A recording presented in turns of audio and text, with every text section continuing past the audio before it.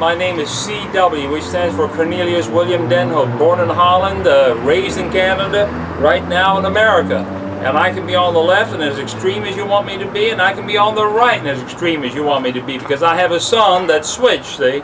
He's vegetarian now. He loves to be on the left, left of politics, left of religion, a lot of other lefts, and I'm just left with a lot of hard work, that's all. Painting, wallpapering, from 8 in the morning to late at night, slave away. If there were more people like me, we'd probably all be doing okay. We'd all be rich, Like when you walked up here a minute ago, she said, "Can I help you?" And I just went like that, put my hands out, and I said, "Just fill them up, dear. Big bucks, I'll take it." We're not trying to make money, we're trying to create awareness. Oh, come on, everybody's got to make a little bit of money, don't they? I really can't understand people that say, we're just not interested in money. Everybody needs a little bit. I have a little bit. You bought that booze there, so you had to have a little bit. What's today's date? September 4th, right? Labor Day. There you go. Stuff sometimes has to be stirred up. That was my mother's philosophy. My mother said, stir it up till it stinks so bad that everybody's going to clear the air, see? My mother had a lot of sayings. Here's one, I'll tell you this one. Tall trees catch much wind. Now, do you know the meaning behind that? Those in high office, political or otherwise, catch a lot of flack. So don't aspire to be a tall tree. And if you're partly Indian, I got this little joke, about everybody adopting an Indian name.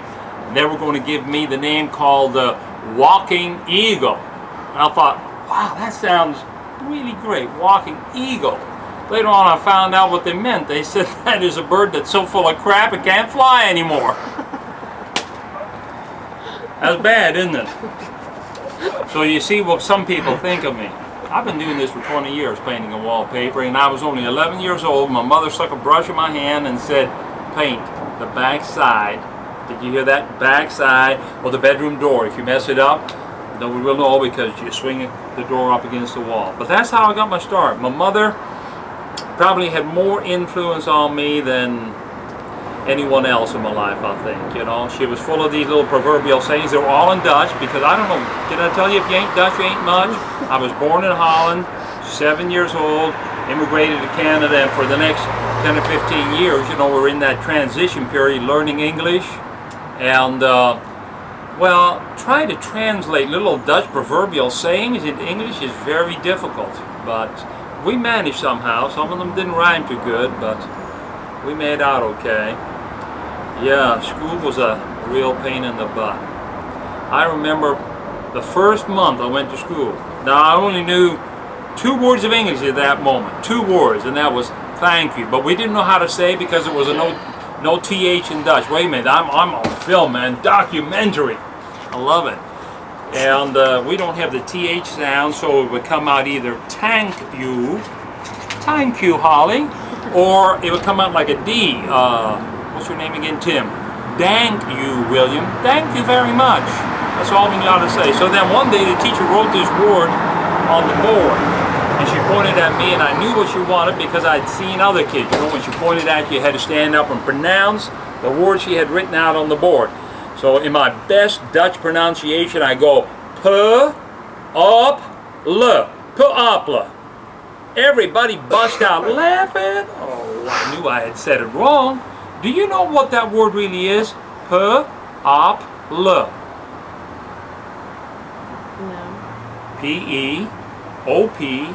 L-E. People. Now, how would you spell people if you had never seen it written out in your life? P-E-E. P-E-P-E-L. People. Yeah, P-E-E-P-U-L. People. Simple, and that's the kind of stuff I had to go through, and I'll tell you, everybody goes through the mill, Some people call other people racist and all the rest of the stuff. I'll tell you, everybody goes through the mill, whether you're black or white, tall or short, thin or thick, don't know the language or whatever. And I still got the scars all over me from that ill treatment when I was just a poor little immigrant. But I got over it. Well, folks, I've got work to do. James, it looks like we got the green light. I think so. All right. If you hear nothing in 5 or 10 minutes, come and put a rope on our legs and pull us out or something. Yeah, I don't